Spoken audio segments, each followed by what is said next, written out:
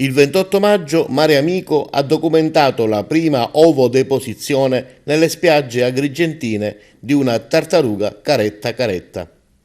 Tutto è accaduto intorno alle ore 22 tra gli ombrelloni del Lido Caeso a Realmonte, a pochi metri dalla Scala dei Turchi. Un'enorme tartaruga è arrivata in spiaggia ed ha iniziato a scavare il nido.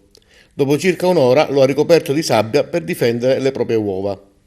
Mare Amico ha allertato dunque i volontari del WWF della vicina riserva di Torre Salsa che si occuperanno del monitoraggio e della custodia del nido. Tra 45-60 giorni circa vedremo i risultati di questo spettacolo della natura.